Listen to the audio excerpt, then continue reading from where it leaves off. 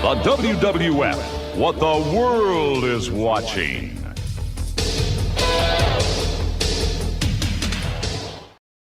Turn it on and rip the knob off.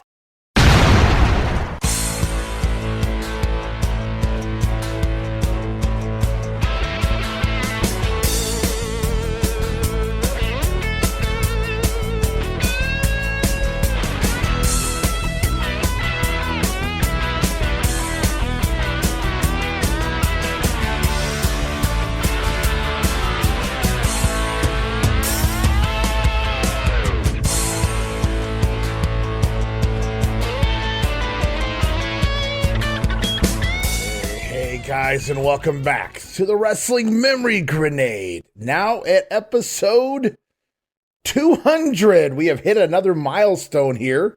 I am Ray Russell, and we continue on the 1989 World Wrestling Federation project this week.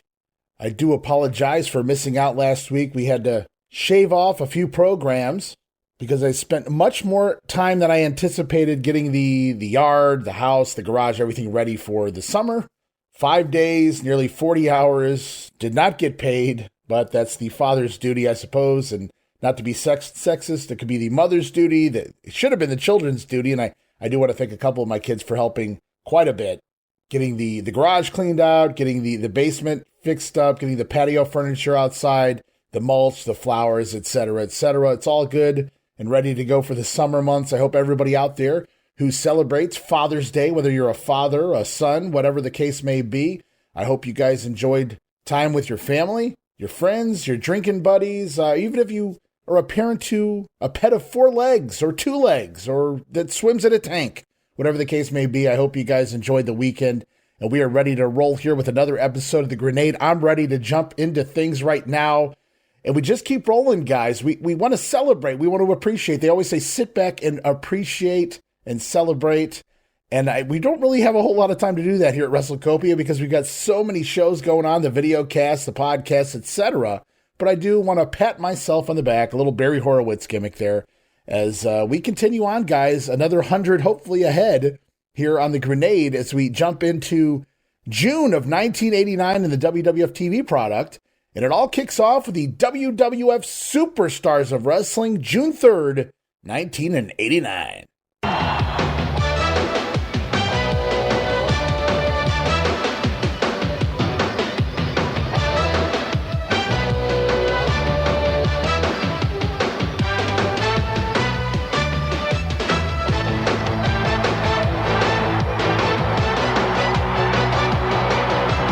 Here we are, Superstars for June the 3rd in 89. Tape back May 17th, Duluth, Minnesota, the Entertainment Convention Center.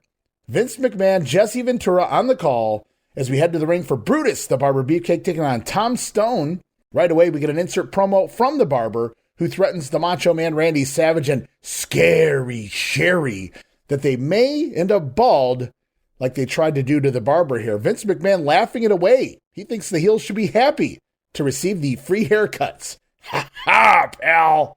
So Vince McMahon touting Barber's threats to cut the hair, scalp the Macho Man and the sensational Scary Sherry here in the ring. It is the high knee by the future Booty Man. Get it? High knee, high knee. Backdrop going to set up for the sleeper hold as referee Danny Davis once again calling for the bell here. Beefcake going over 1 minute, 59 seconds, and a little hair trimming for Mr. Tom Stone as well. Maybe a little payback for injuring the arm of Ken Patera a couple years back, as someone has a picture in the crowd of what appears to be the Macho Man's head decapitated between some hedge clippers.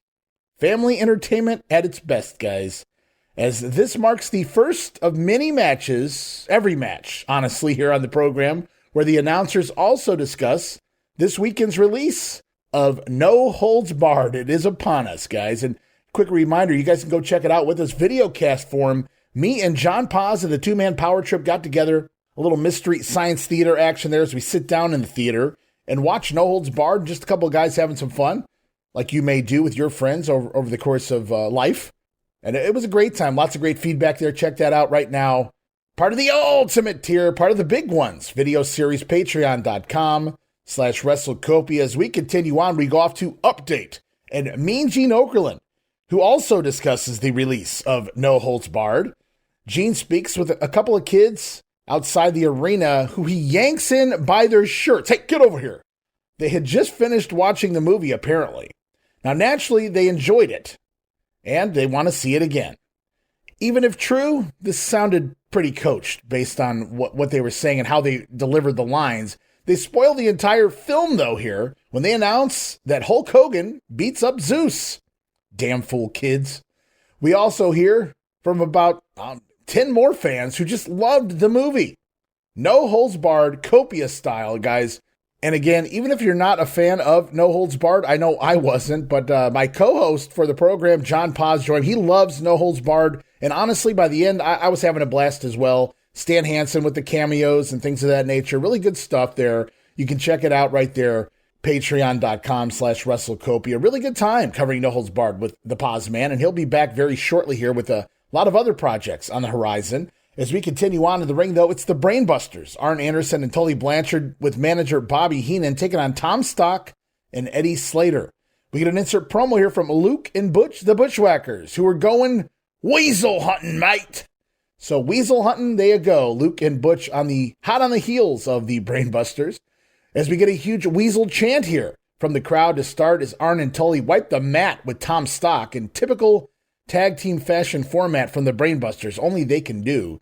Slater going to tag in and surprise Arn with a shoulder butt, but can't seem to follow up. The Busters going to remain in control. Tully Blanchard whipping Slater into an Arn Anderson clothesline outside on the floor. Then back in the ring, a nasty assisted gourd buster turns into a semi-brain buster as Slater falls forward on his head. My goodness. And the spike pile driver behind the referee's back, going to do it. 2 death moves in a row for poor Eddie Slater, going to get the Brainbusters the win. 2 minutes and 56 seconds. And as the show progresses, we get a clip from the movie. What movie, you ask? No Holds Barred, featuring Zeus dominating the competition. Zeus, the opponent of Hulk Hogan in the main event of said theatrical release. We also get a replay, the full match, all 1 minute of it from Saturday night's main event. Superfly Jimmy Snuka putting down the Russian Boris Zukov with the Superfly splash. So Superfly has arrived back to the World Wrestling Federation, and we heard Mean Gene talking with some kids earlier. Now we're going to see Tony Schiavone out here, but he's ringside interviewing Greg the Hammer Valentine and manager Jimmy Hart right before his matchup. Valentine's, not Jimmy's.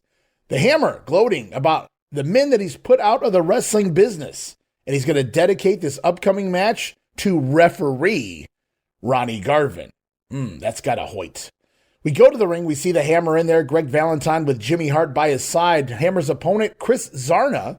We get an insert promo here from referee Ron Garvin responding to Greg Valentine. I said Valentine. Word of advice, keep your mouth shut to the Hammer, or Garvin just may shut it for you. He may not be a wrestler anymore, but he can defend himself. As speaking of defending yourself, my goodness, Zarna having a tough go of it here. Greg Valentine, nasty chops and a back suplex, followed by that setup Hammer elbow drop. Lazy-ass vertical suplex. Greg Valentine good at that, picking the guy up for the suplex and just kind of letting him fall. Hammer not going to take that bump. And we set up for the shin guard-assisted figure 4 leg lock, gets the win in 2 minutes and 41 seconds. Obviously, we know where this goes with Valentine and Garvin down the line, but it'd be pointless to dedicate this much time to a feud if it wasn't going to continue. So something tells me that Ronnie Garvin will, at some point, some way, come out of refereeing and back into the ring as a wrestler. We'll have to wait and see how that plays out. But honestly, I've enjoyed referee Ronnie Garvin thus far. We continue on with the action. Arriba! Tito Santana taking on Jake the Milkman Milliman. We talked about him a moment ago. Garvin, the referee here for this Tito Santana matchup. We also get an insert promo here from Rick Martel, who says that loser Tito Santana is jealous because Martel has the confidence and something else that Santana doesn't have. That's the talent. Rick Martel going to the top. Meanwhile, in the ring, Tito Santana holding an armbar for much of the matchup, while the announcers discuss Rick Martel, Zeus, and No Holds Barred. Perfect match for that, a Santana match. Headlock-o-rama, or in this case, armbar Orama, but the flying forearm gets it done every time. 2 minutes and 23 seconds. Tito Santana coming out a winner. Arriba! Now, post-match, Jake Milliman back up to his feet, not very happy with Ronnie Garvin, who made the 3 count. Milliman going to shove the referee, but Garvin, this ended quickly with a big hand of stone punch, KOing Milliman as a result. Well, they've been heavy into the ice cream bar pans to the crowd in the last several weeks. 'Tis the season, the summer of 1989, but Vince McMahon can't help himself. Even though he's selling the product, making money off this product, airing it on TV to promote the product, Vince McMahon having to every year point out how unhealthy ice cream is for you, this time pointing out the waistline they'll create on Jesse Ventura. Ice cream, yuck, pal. Brother Love show time, off to the Brother Love set with guest this week, the Doctor of Style Slick, looking great out here in his red Sunday suit. Brother Love wants to know if the rumors are true. Is the Doctor of Style attempting to sign the human wrecking machine Zeus to a wrestling contract? Well, the two heels laugh over the beatdown Zeus put on Hulk Hogan prior to that steel cage match with the boss man on SNME. Slick, though, never divulges if the rumors are fact. So we're left to guess if Slick was behind the attack at Saturday night's main event, or if it was all Zeus's doing. Either way, the Doctor of Style is off to the movie theater to watch the real star of No Holds Barred, Zeus, kick Hulk Hogan's butt. Brother. Wonder if he bought a ticket or snuck in the back door. You never know with the Doctor of Style Slick out here, but they're teasing some things here. That would have been interesting to see Slick out here as the mouthpiece for Zeus. He certainly needed one. As we go back to the ring for the Barbarian, managed by Master Fuji, battling Lance Allen this week. We get an insert promo from Barb and Fuji. Barb is vicious. Make opponents suffer, says Mr. Fuji. Aso boy-san. That he does. He makes Lance Allen suffer with the big boot and the flying clothesline off the top rope. What agility from this monster, the Barbarian, getting the win. 1 minute and 54 seconds. So awesome. So good. Wasted time right now, spinning the wheels in place before putting the powers of pain back together again. The Barbarian has the talent to do a little more than what they're doing right now with Barb, but we'll have to wait and see how that plays out in the years to come here in the company. Right now, though, oh my goodness, it's time. We've been waiting all year for it. It's vignette number 1, the arrival of the American Dream. Well, we shoot off to a vignette as we see a pink Volkswagen Beetle, a bug if you will, pull up a driveway. We see American flags in a variety of sizes sticking out of the top of the car. And we hear a familiar voice singing, "I'm the Pizza Man, yeah." As we catch a glimpse of Americana Pizza painted on the side door of said car. Say, is that? Well, I'll be damned. It is indeed the American Dream. Well, I'm the pizza man. I'm the pizza man. I can do it when you can, 'cause I'm the ever-loving Americana pizza man. Yeah, I love this job. I'm telling you that, brother. Woo, let's see what we got. This the house. Yeah, it is. Wow. All right, pizza, pizza, pizza. I'm the pizza man. Oh, yeah, let me see here. Let me see now. We got that, that's sardine pizza. That's that old Mountain Oyster pizza. And then, my favorite pizza of all, pig feet pizza with a little bit of snout on the side. Woo! I'm the pizza man. I'm the pizza man. Yeah, ding dong. Americana pizza. Boy, look at this. Woo, hi, pretty lady. Americana pizza for you. Yes, ma'am. I hope you have my sardine pizza. I got your I got it right there. Mountain oyster pizza? Your mountain grown oyster pizza. But I got something for you. I can tell you ordered this pig feet pizza. Oh, yes. A little extra snout on the side. Woohoo. Ooh, my there favorite. You go, darling. Why don't you try some? It's my favorite. Can I try some? You'll love it. Oh, You'll love it. right. Yeah. Ooh. 2 pieces. Ooh. That's good for your tummy, and it's yummy, yummy, yummy. Hey, aren't you? Dusty Rhodes, the Dream, leaving Ted Turner's NWA, apparently to deliver pizza. The irony doesn't go without being noticed that the guy who took control of the NWA worked for a Pizza Hut. Has anybody ever connected those dots before? Nevertheless, Dusty Rhodes pops out of the car with a t-shirt with the word pizza written in Sharpie across it. Dusty has 3 pizza pies with him, a sardine pizza, an oyster pizza, and a pig's feet pizza with a little snout on the side, baby. Snout on the side, indeed. Even the pizza boxes have American flags sticking out of them. Very cool. Well, we go up to the door of this house. A woman answers, equally excited to have her pizza delivered. She loves it so much she insists that Big Dust try himself a slice. Well, the Dream gonna double down, stacking 2 slices before quoting a new catchphrase. That's pizza for your tummy, and it's yummy, yummy, yummy, baby. And at that point, we get a freeze frame of that $1 million smile as a logo that reads, The American Dream, pops up on the screen. We can hear the lady then recognize Rhodes as she says, "Hey, aren't you?" Oh my, it has happened. We have seen it unfold right before our eyes here, right before our ears. People say that Vince McMahon was eating this up, doing this to Dusty because he had been the booker of the rival promotion for so many years. But you couldn't have embraced this shit any more than Dusty did, to the point where he makes a potential career ender gimmick into something we all would come to love. And it all starts here with the pizza vignette.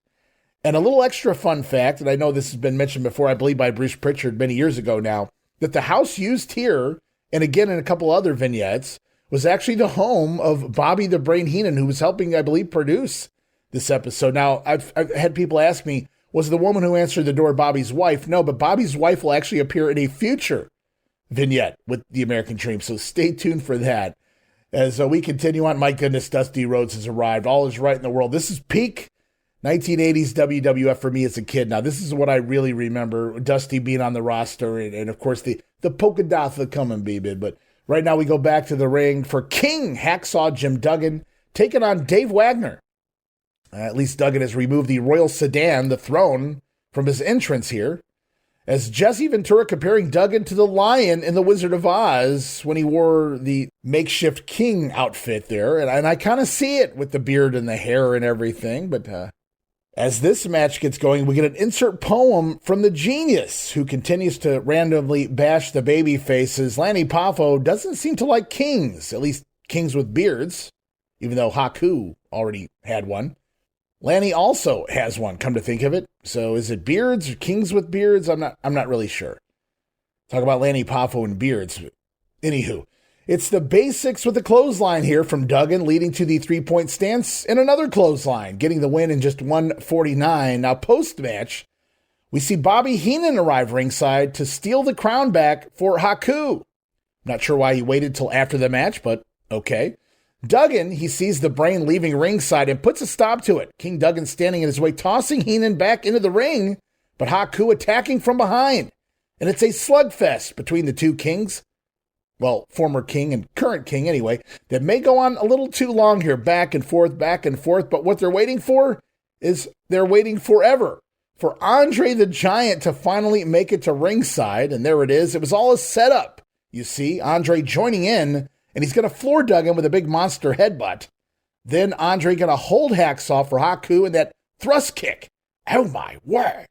Thrust kick taking down Haku, kick to the face of Jim Duggan. And now we see the lumbering giant number 2, Andre already in the ring. So what I'm referring to here, who I'm referring to here is Big John Studd out to make the save.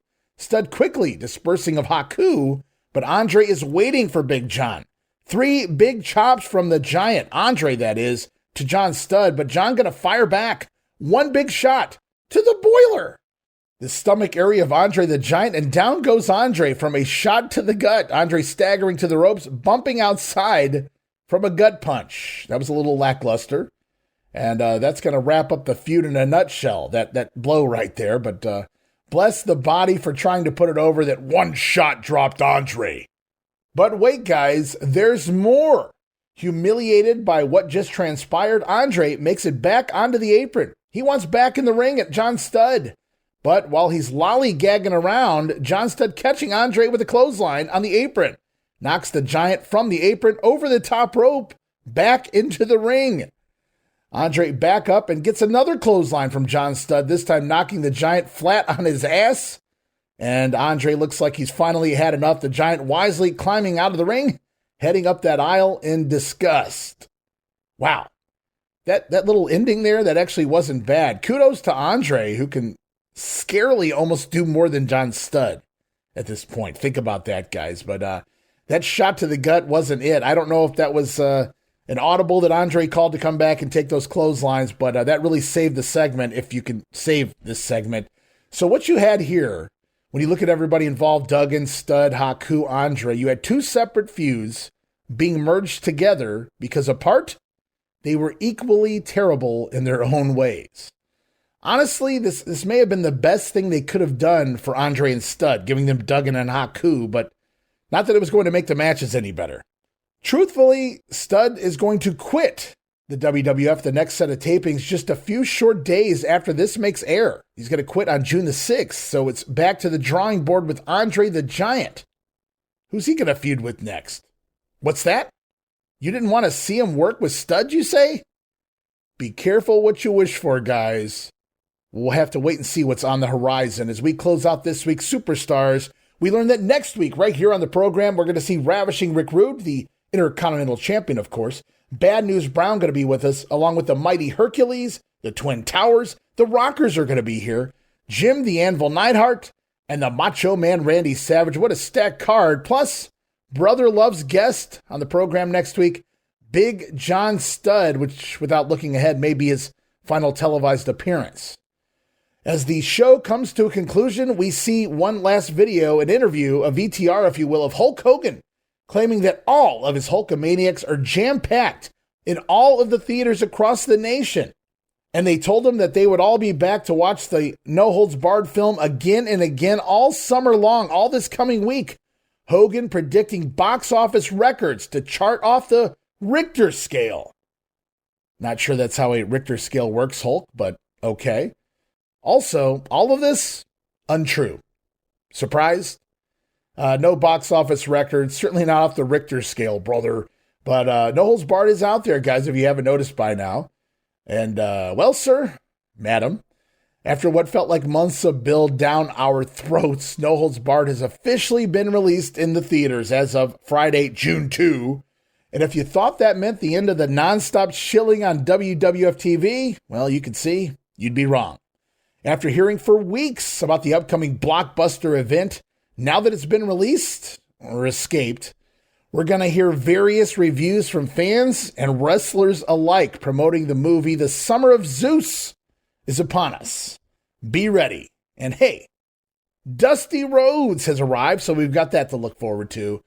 And we've got more to look forward to here as we move on to Wrestling Challenge and Primetime Wrestling. But first, we're going to take this quick WrestleCopia timeout. Relive the glory days of Memphis wrestling with the Retro Wrestling Review USWA podcast. Each week, we go back in time to review USWA Championship Wrestling from the 1990s, episode by episode. Join us for watch-alongs, behind-the-scenes stories, and exclusive interviews with people who were there and lived it. Whether you grew up watching it or you're discovering it for the first time, this podcast is your ringside seat to Memphis wrestling history. It's all a part of the WrestleCopia Podcast Network. Listen now at USWApodcast.com. Hey guys, Ray Russell here.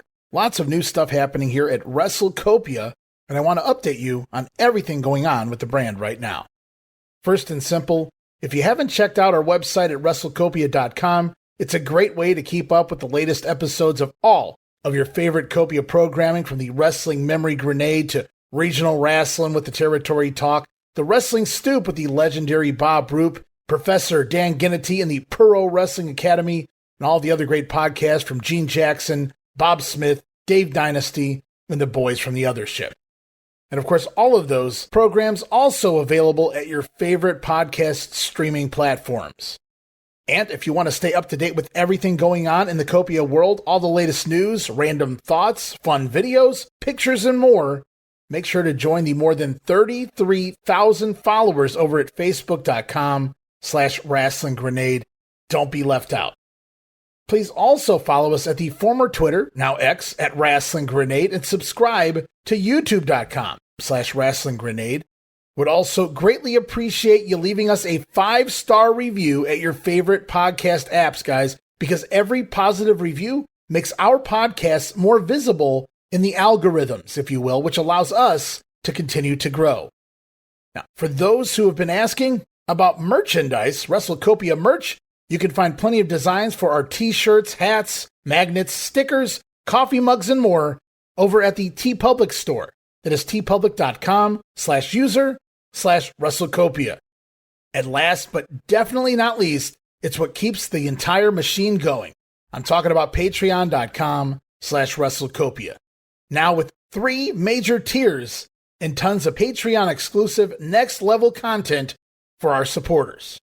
Remember guys, no subscription, cancel any time, but I think you'll like the content that we're offering there for any budget you may have.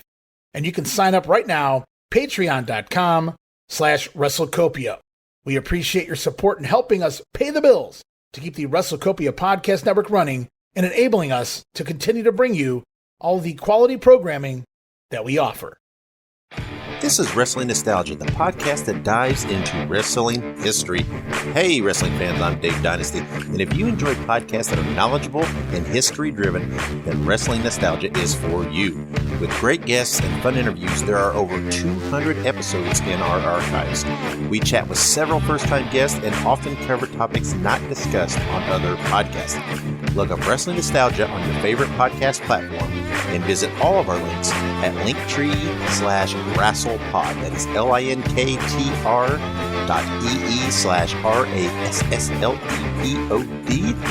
And remember, wherever you go, whatever you do, be good, be safe, and keep on growing. All right, welcome back to the program. We're jumping back into the first week of June in 1989, heading back now, guys, to Wrestling Challenge, June 4th, 1989, right here on the 200th edition of the Wrestling Memory Grenade.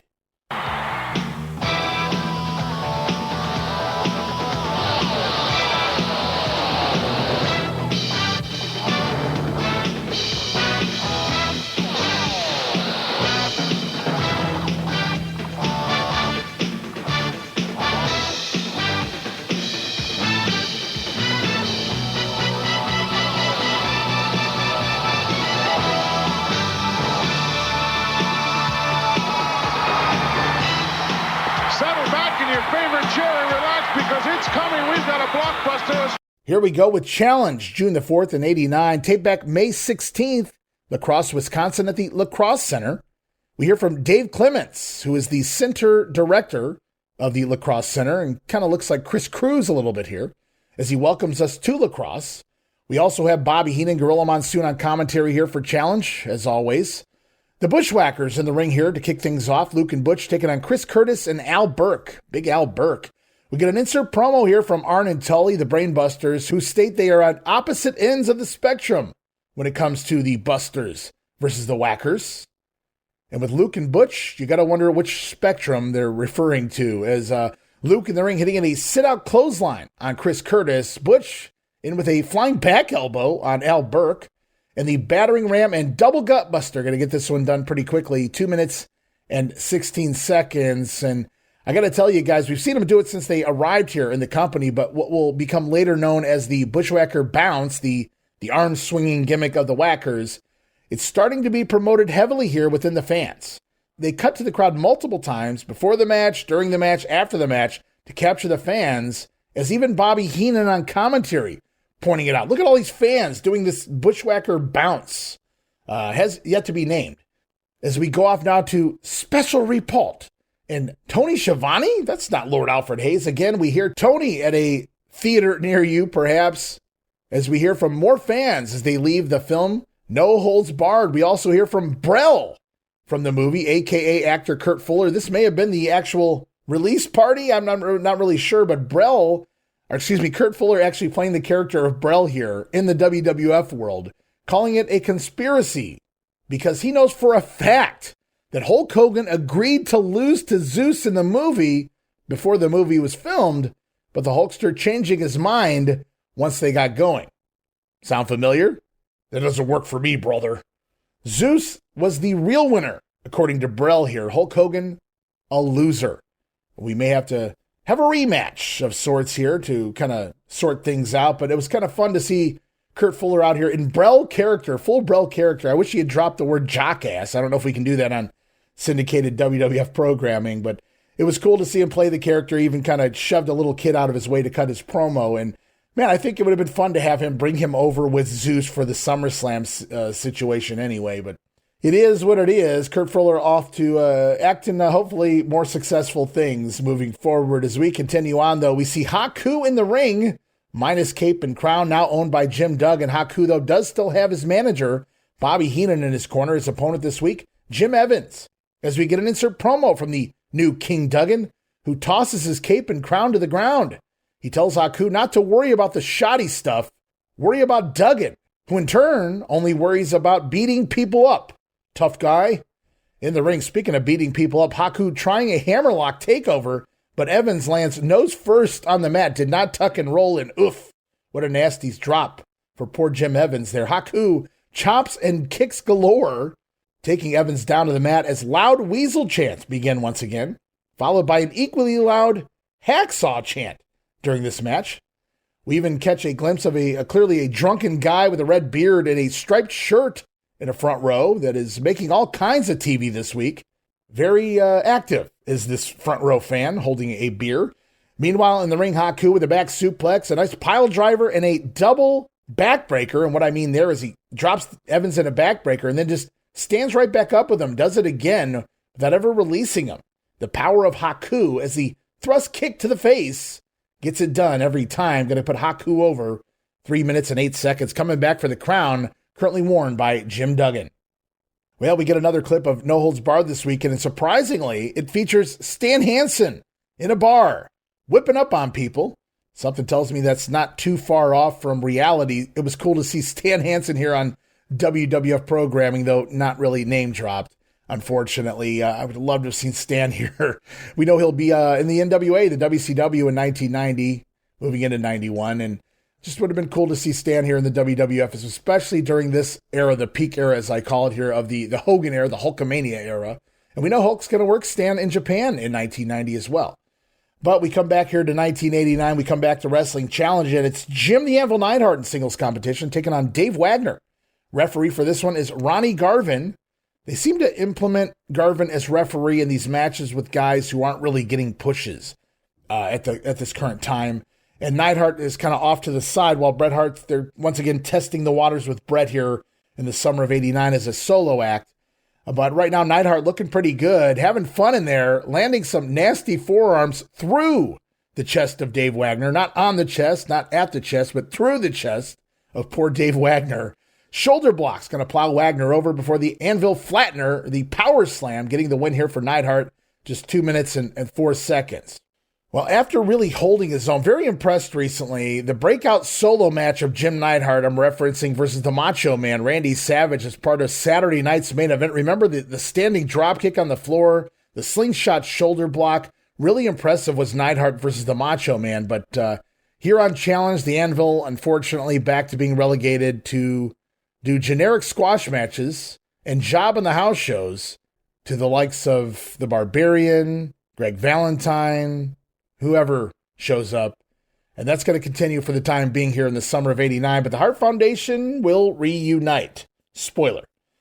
Mean Gene Okerlund interviewing more fans, this time in the arena, talking to them about recently attending No Holds Barred, which would kind of be hard to do because it was just released this weekend, Gene, and these were pre-taped.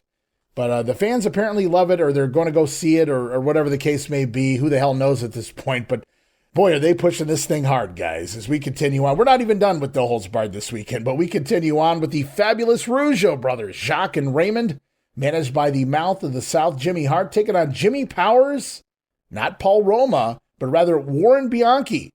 Clearly the young stallions, no more. As the Rougeaus in new sparkly fancy capes, eat your hearts out, Beverly Brothers. We get an insert poem from The Genius. Well, speaking of the Beverlys, The Genius is anti-rock and roll, referencing the Rockers here. So anti-rockers is The Genius, as are the Rougeau Brothers, anti-rockers. But I wonder if The Genius realizes that the Rougeau's theme is kind of Milli Vanilli-esque. And no, I don't mean they're not singing their own song. Clearly they are, but it kind of has that beat in the background. Blame it on the rain, if you will. Jimmy Power is in the ring, though, catching both the Rougeaus early with nice drop kicks, sending him outside. Powder going to regroup. Back inside, Jacques, though, would rather Warren Bianchi tag into the ring. Of course you would, Jacques, and Bianchi obliges. Power is able to tag him in, and the Jacquester wants a good old-fashioned kip-up contest. Again, naturally, Jacques going to go first. 4 kip-ups in a row. Very impressive, Jacques. It's Bianchi's turn now to show what he can do in the kip-up position, getting down flat on his back, and Jacques immediately plants him with an elbow as the Rougeaus take over. We've seen that spot before, but I love it every time. The Rougeau bomb going to get the win here on Bianchi, 2 minutes and 47 seconds. The fabulous Rougeaus waving those mini American flags high, as high as they can. Well, we've seen clips of Stan Hansen, clips of Zeus, and now it's a clip of Hulk Hogan. Rip 'em, brother. Hulk Hogan in action there, a no holds barred at a theater near you, at least for a few weeks. Go try to find it if you can. As we continue on back to the ring, though, it's the former Intercontinental Champion talking about the Honky Tonk Man this time, managed by Jimmy Hart. His opponent this week, Red Tyler, one of my favorite prelims. Bell sounds, but by the time the Honky Tonk jumpsuit is removed and the stalling is over, we're about almost a minute into this wrestling match. Shake, Rattle, and Roll going to get the quick win here in just a minute 37. And post-match, Honky Tonk going to sing for his fans, serenade the millions, the thousands, the hundreds, the dozens, whatever the case may be. He's going to sing to the fans here, but the music stops abruptly. So Honky asking for his music, hey, turn my music back on. And it is. They turn it back on briefly. But again, the song soon turns off. Well, special interview time.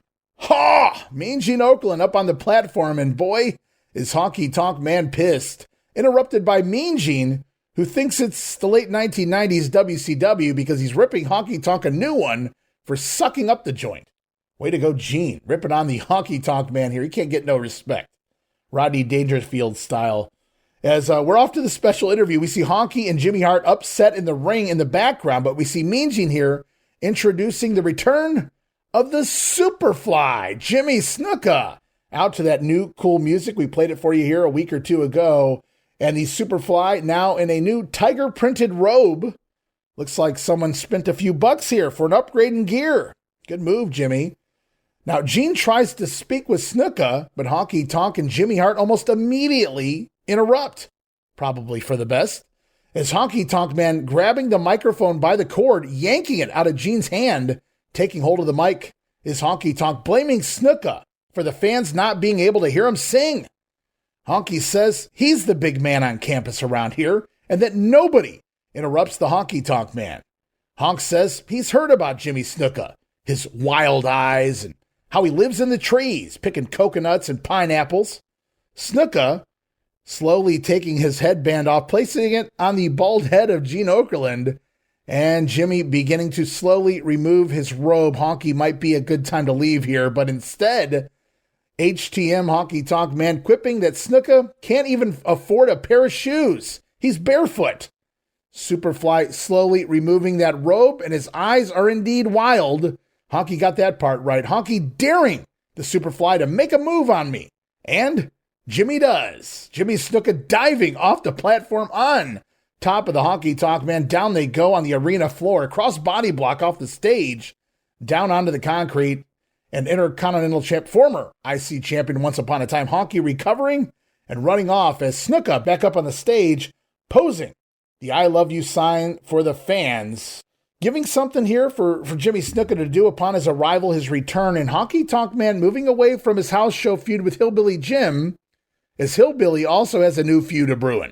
Stay tuned for that, but let's go back to this really quickly. I've kind of built it up on some of the video casts, and certainly here on the podcast a couple times I've mentioned my memories of seeing this for the first time live, in 1989 live, I mean.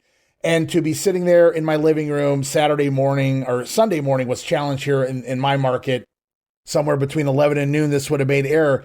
And I'm jumping up and down, I'm enjoying my wrestling. And as I watch this, in my 8-year-old mind, not even 9 yet, not until August. So in my 8-year-old mind, and it's funny how kids resonate and kind of make sense of things.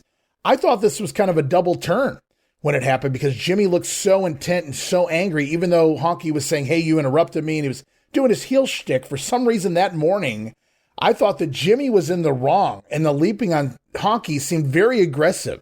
So for a week or two, or whatever the case may be, I thought maybe Jimmy Snuka was now the heel and Honky was the baby face because he was physically assaulted without provocation, but clearly there was provocation. So maybe my mind was in and out. I don't know what I was doing, playing with my G.I. Joes, whatever the case may be. But it's kind of fun to go back and you remember just a small angle for an undercard feud, mid-card feud, if you will, on the B show of all things. But the memories stick with me. And I just remember thinking, my goodness, this Jimmy Snuka guy is a scary dude when he wants to be. And unfortunately, that proved to be a reality. But so that was just a fun memory, sharing it with you guys here. Lil Ray Russell was confused as a child, apparently, at least for a few weeks here. Clearly, it was Snuka, the babyface. The crowd's loving him. He's loving him back. I love you, Superfly Jimmy Snuka. Looking forward to more from the Superfly in the weeks to come. But right now, we go back to the ring for another one of my favorites, Rick Martel, still managed by Slick here in the summer of '89. His opponent, Jerry Lynn. 'Tis indeed that Jerry Lynn, guys. I'm talking about Jerry Lynn from Global, who wrestled the Lightning Kid. Jerry Lynn from ECW, the legendary matches with Rob Van Dam. Jerry Lynn from TNA and the main eventer there. And, of course, Jerry Lynn, Mr. JL in WCW.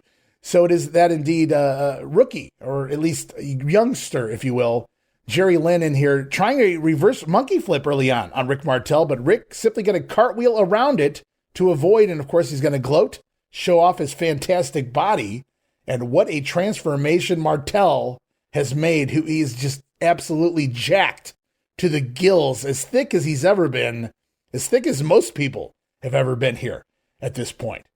Some pharmaceuticals, no doubt, in play as Rick Martel planting Lynn with a nice drop kick to the face, gut wrench suplex, setting him up for that high diving top rope knee drop.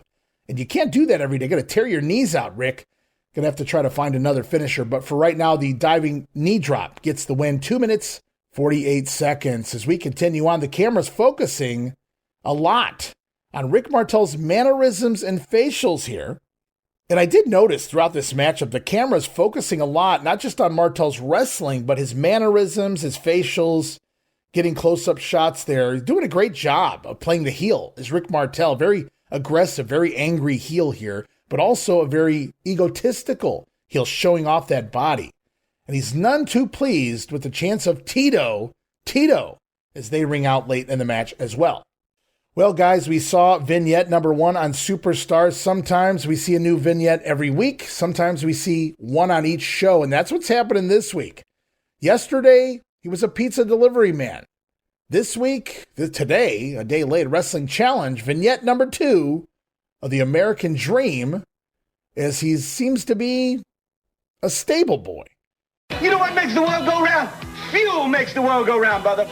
And fuel is the thing we're going to talk about today. Because I got old Big Mac with me here. And when we feed Big Mac fuel just like humans, that fuel goes in here and comes right here, baby. And it turns around. And it makes him run so fast. It feels so good, just like we feel. And then that old fuel just eases up back here and, oh, there it is. Homemade fuel.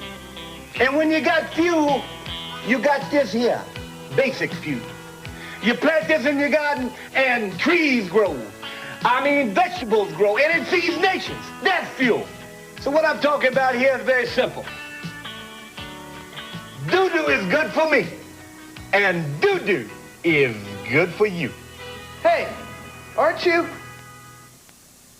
Well, it's a sweaty, dusty Rhodes standing in a barn in front of a horse, giving up a science lesson of sorts, talking about fuel, if you will. First, the food that the horse eats to give him fuel, but also the fuel that comes out the other end of the horse that creates the other fuel to grow the gardens and the trees. Indeed, Big Dust is shoveling horse shit. Horse manure here by Dusty Rhodes, coining another phrase that doo-doo is good for me and doo-doo is good for you. Hey, aren't you? The American Dream. On his way, we see the sign there on the screen as the $1 million smile of Dusty Rhodes freeze frame on the screen again here on Wrestling Challenge. So he's the common man, doing the common jobs. One of us is the American Dream, Dusty Rhodes. Also interesting, for now, the announcers are not addressing the vignettes. So it's like they're not seeing them yet. No sell job on the coming of Dusty Rhodes. I love the break here because it allows us as kids or adults or whatever the case may be to go back to school or go outside and play afterwards or whatever the situation, and have the conversation. Did you see Dusty Rhodes? I thought I saw Dusty Rhodes. They didn't talk about Dusty Rhodes, but I saw this vignette or whatever, the little bumper, the commercial gimmick. So a nice slow burn here for the arrival of Dusty Rhodes to the World Wrestling Federation. Double dose of dust here this week, and I ain't complaining. We've got one more match here on Wrestling Challenge featuring the former IC champion, the Ultimate Warrior, taking on Scott Colton. We also get an insert promo from the current IC champ, Rick Rude, who calls himself the Ultimate Intercontinental Champion. It's going to upset the Warrior man, who is wearing red and yellow, brother. Warrior decked out in red and yellow this week, immediately attacks Colton upon arriving to the ring. Clothesline, sending Scott Colton outside. Warrior going to shove his face in the camera as he calls out Ravishing Rick. Then back in the ring for the Gorilla Press drop.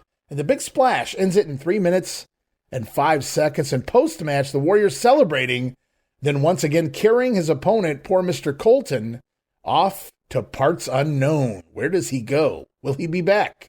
We'll have to wait and see. We'll also have to wait and see what's next week on Wrestling Challenge, but we do know the talent involved, including a special interview with the Honky Tonk Man, no doubt going to reference the recent assault from one Superfly Snuka. Plus, in the ring, we're going to see Mr. Perfect back in the ring. Tag Team Champions Demolition, Axe and Smash. Tito Santana here, the $1 Million Man, Ted DiBiase. Greg the Hammer Valentine. Arn Tully, the Brainbusters in action. And Brutus the Barber Beefcake, all here next week on Wrestling Challenge. Going to be a fun summer ahead, guys, with the talent list we have to work with. And we heard from Hulk Hogan at the end of Superstars. Here on Challenge, we get closing comments. Oh, say it ain't so. From the lovely Miss Elizabeth, urging the fans to go out and see No Holds Barred. Don't miss it. At 2, Elizabeth. Evil Vince McMahon making poor Elizabeth promote. How many people went out and saw the movie just because Liz told us it would be good? Well, we've got one more piece of business here this week, guys, before we wrap it up. Episode number 200. I want to thank you all again for being here, listening to this episode and every episode prior that you've been a part of, whether you have been here for 6 years as part of the WrestleCopia Podcast Network or you're just a late bloomer, a new arrival. We certainly appreciate your support. And whatever podcast platform you're listening to this on, I would greatly appreciate a 5-star review. It certainly helps out in the wrestling podcast algorithm. More people, more eyes, more ears to the WrestleCopia network. If you guys could leave one of those 5-star reviews, it would be greatly appreciated. But right now, we're going to go back to Primetime Wrestling. June the 5th, 1989. Gorilla and Bobby are going to be on location at a showing of No Holds Barred.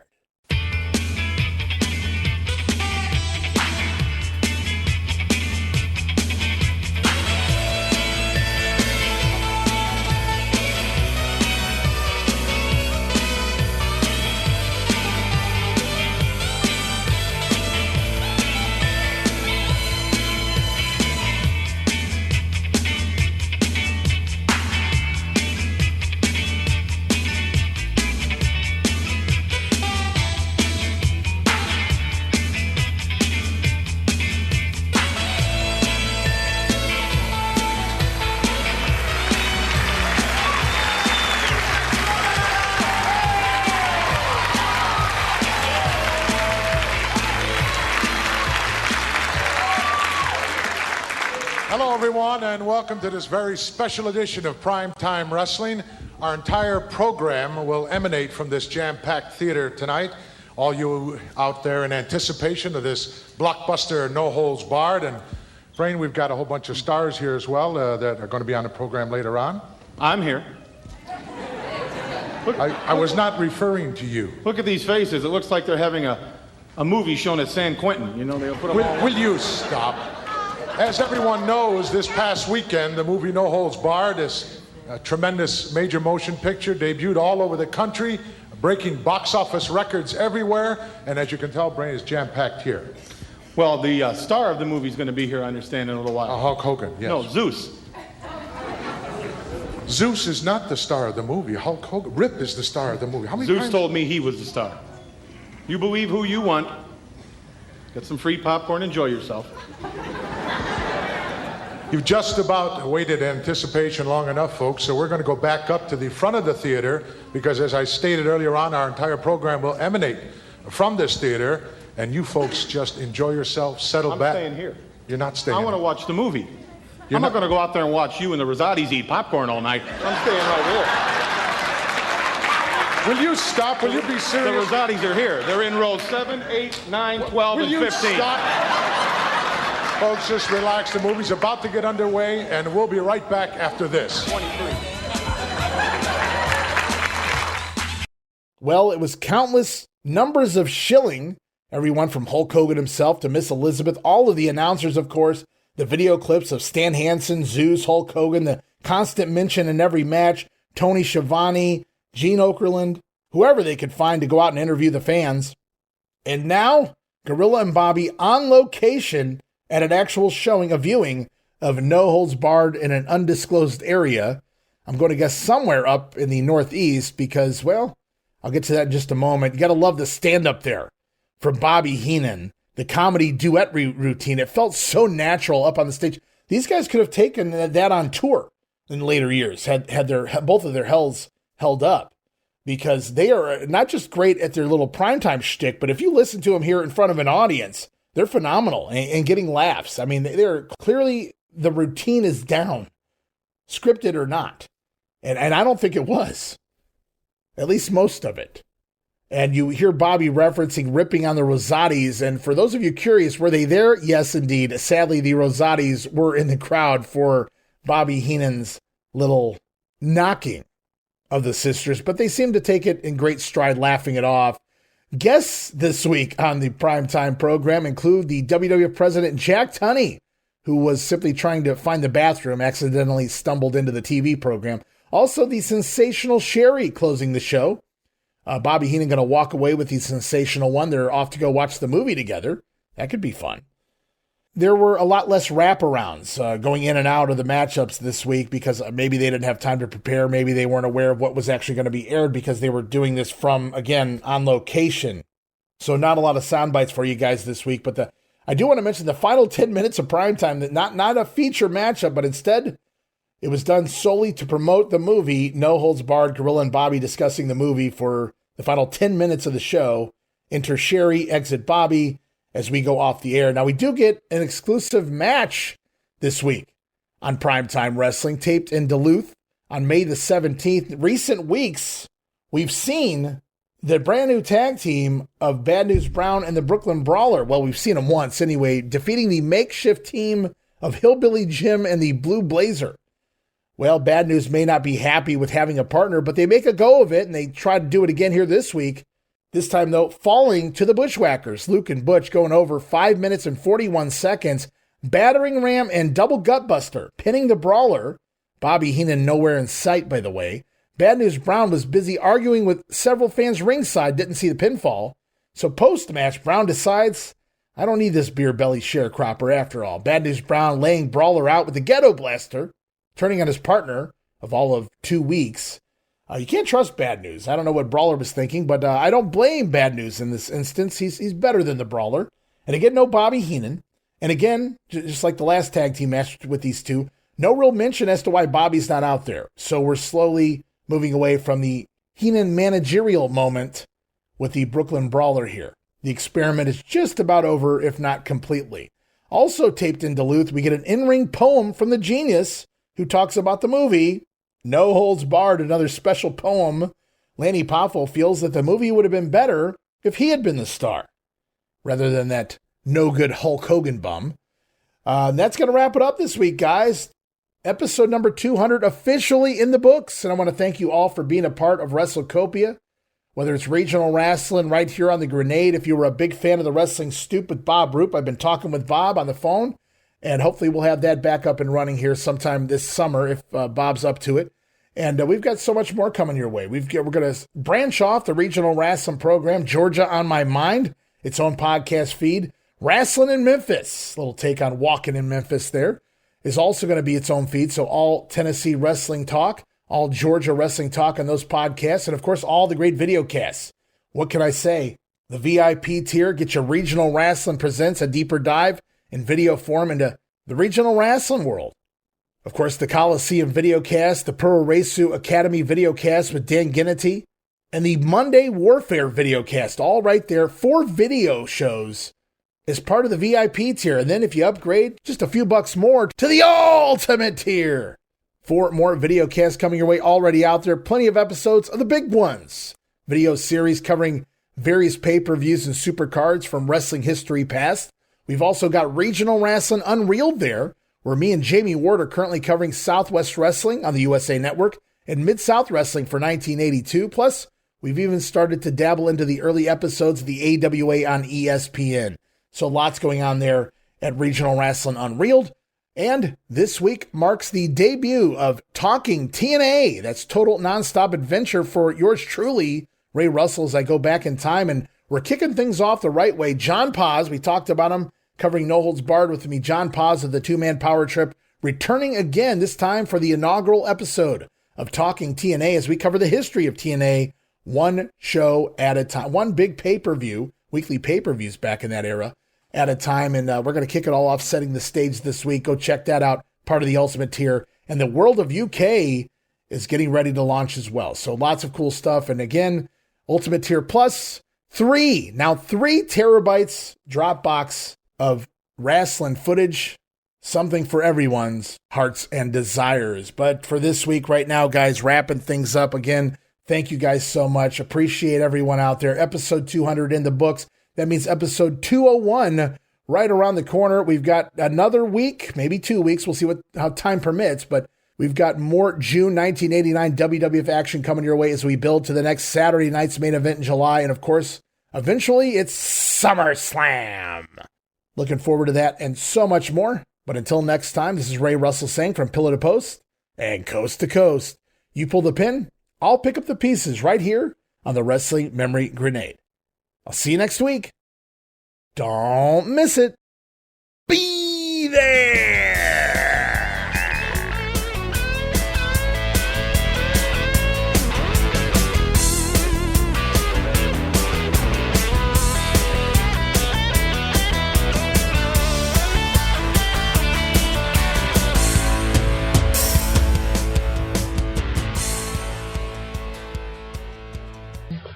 That's good for your tummy and it's yummy, yummy, yummy. Doo-doo is good for me. And doo-doo is good for you. Hey, aren't you?